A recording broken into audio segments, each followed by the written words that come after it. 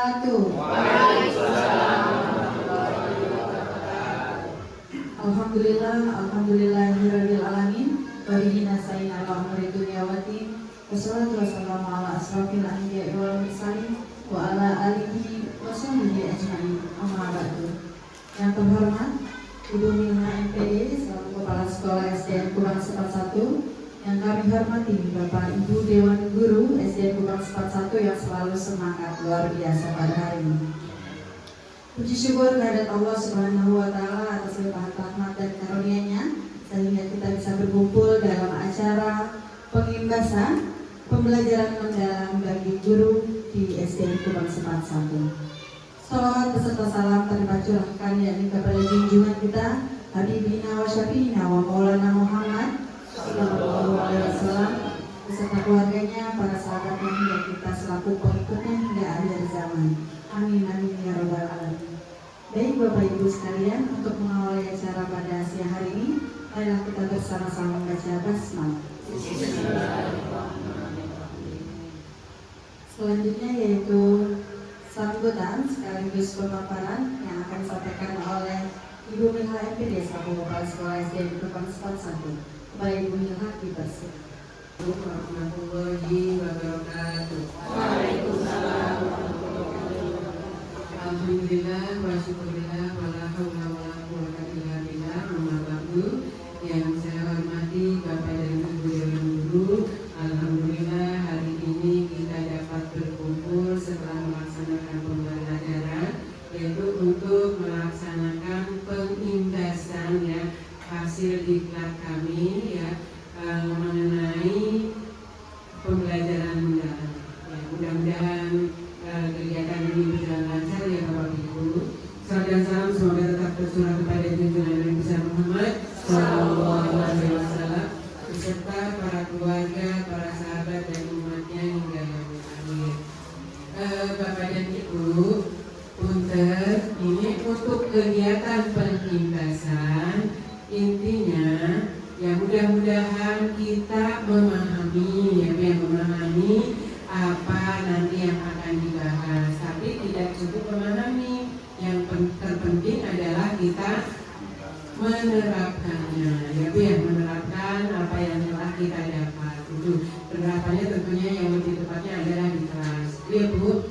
Baik, untuk mengawali materi ini kita akan bahas kembali. Bapak Ibu sudah mengenal sedikit ya Bu ya, kaitan dengan pola pikir bertumbuh ya. Nah kita bahas lagi. Sebelum itu kita saat ini aja ya Pak, ice breaking ya Bu ya, biar semangat ya.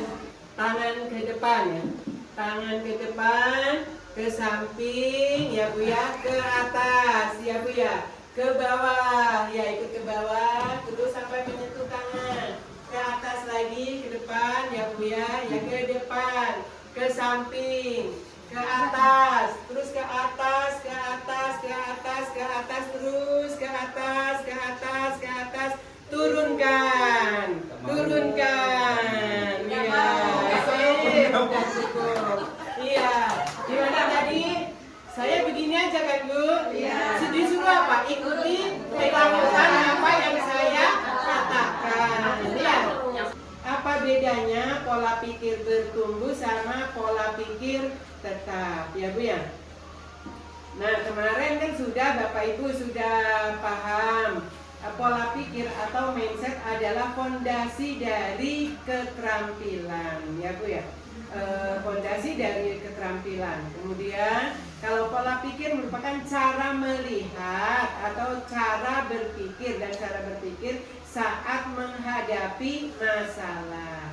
Kalau ketika menghadapi masalah mau bagaimana nih kita? Ada pola pikir bertumbuh, ada pola pikir tetap. Karena kita sudah sosialisasi, Ibu sudah membedakan mana yang pola pikir tetap dan mana pola pikir bertumbuh. Yuk sekarang kita main game aja ya Bu ya. Ini adalah pola pikir tetap, yang sebelah sini pola pikir tumbuh. Begini, ada surat tugas ya. untuk Pak Suhemi dan Bu Eha, ya ada surat tugas untuk mengikuti pelatihan KKA. Bu, untuk pelatihan KKA ini kayaknya udah pernah sih kayak gitu-gitu aja. Jadi udah guru yang lain aja Bu, saya mengajarnya kayak gini-gini aja lah. Kayaknya masih banyak guru-guru yang lain juga Bu. Karena saya kayak gini aja. Nanti hari Senin. Oh, siap Bu, insya Allah saya mau. Siap. Siap. Iya. Alasannya kenapa? Pengen mengetahui tentang coding itu seperti apa biar nanti bisa menerapkan ke pelajaran untuk anak di kelas. Siap. Terima kasih. Iya.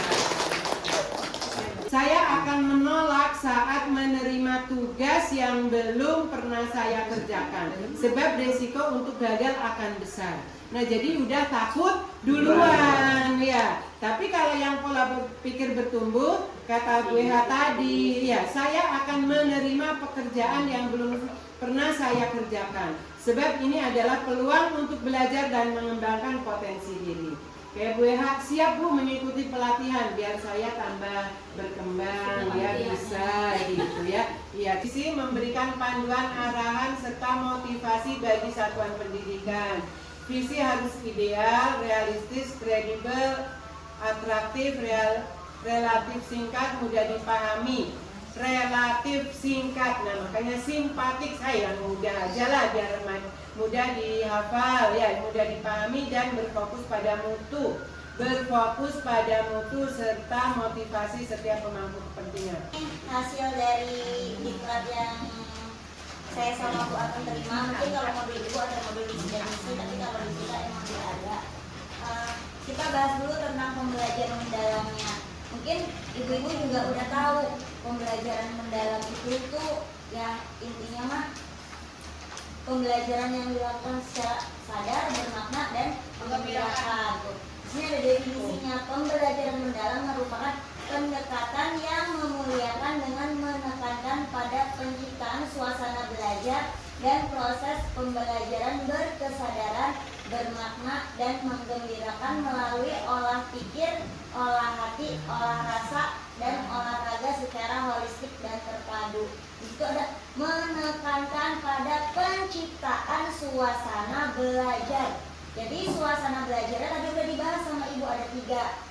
BBM, berkesadaran, bermakna, dan menggembirakan. Jadi anak-anak tuh harus sadar dulu ya Bu ya, ketika di dalam kelas udah dibahas sama Ibu ya, mereka sadar mereka ke sekolah itu untuk belajar. Jadi bukan untuk ya udah main sama temennya. Harus sadar dulu. Kalau mereka udah sadar, insya Allah pembelajaran yang mereka dapat akan bermakna. Dan kalau suasana kelasnya pun menggembirakan, ya mereka akan lebih semangat lagi belajarnya.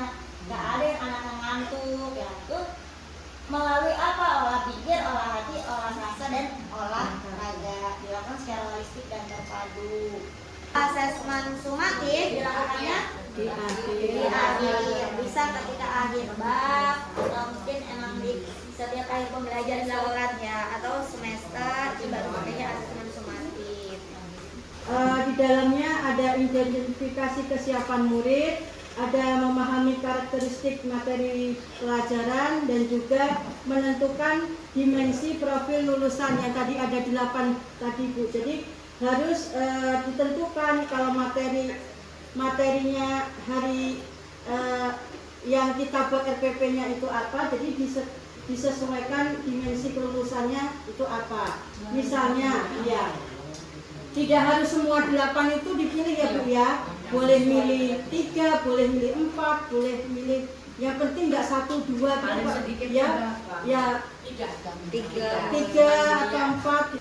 Kalau paling sedikit 3, beriman dan bertakwa itu pasti kita berdoa, ya kan? Komunikasi pastilah kita ngomong. Kolaborasi pastilah kerja sama-sama teman pada waktu ya. Terus berpikir kritis pastilah anak-anak kan dalam proses pembelajaran kita tuntun untuk berpikirnya kritis ya kan Bu itu. Kemandirian pasti, soalnya kalau mengerjakan proyek ataupun penugasan anak kan harus dituntut bisa mandiri ya gitu Bu. Jadi kalau cuma 3 itu kayaknya Iya, soalnya di situ kan dari 8 ya, ya minimal 4 setengahnya, gitu kan, gitu. Jadi lebih baik, lebih banyak, lebih bagus, gitu ya. Yang kedua yaitu ada desain pembelajaran. Di dalam desain pembelajaran itu menentukan yang B yaitu menentukan kerangka pembelajaran, yaitu praktis pedagogis, kemitraan pembelajaran, lingkungan pembelajaran, pemanfaatan digital. Nah, itu praktis pedagogisnya itu kita tentukan keterkaitan pelajaran yang kita ajarkan ini sama pelajaran apa gitu. Misalnya pelajaran IPAS misalnya belajar tentang organ tubuh, jadi bisa dihubungkan dengan pelajaran PAI, ya kan? Bisa juga pelajaran PJOK, ya gitu, ya Bu ya. Terus ya, kewargaan itu kita menyanyi lagu nasional ya kemarin itu ya, lagu Satu Nusa Satu Bangsa, itu masuknya kewargaan. Kolaborasi itu saat kerja kelompok diskusi, komunikasi, presentasi, hasil diskusi, penalaran kritis itu waktu mengerjakan KKPD-nya. Kemandirian juga proses pengerjaan KKPD dan kreativitas juga, karena ada menggunting, ada menempel gitu ya, dan iya kreativitas ya. Jadi di sini dimensi profil tulisannya ada 7. Terima kasih Bapak Ibu sekalian yang masih semangat dalam rangka pengembangan pembelajaran mendalam bagi guru di SMP Bangsa 1.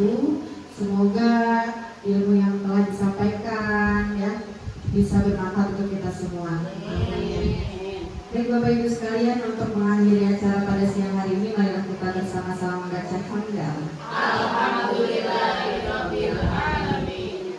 Saya selaku pembawa acara hari ini. Wassalamualaikum warahmatullahi wabarakatuh.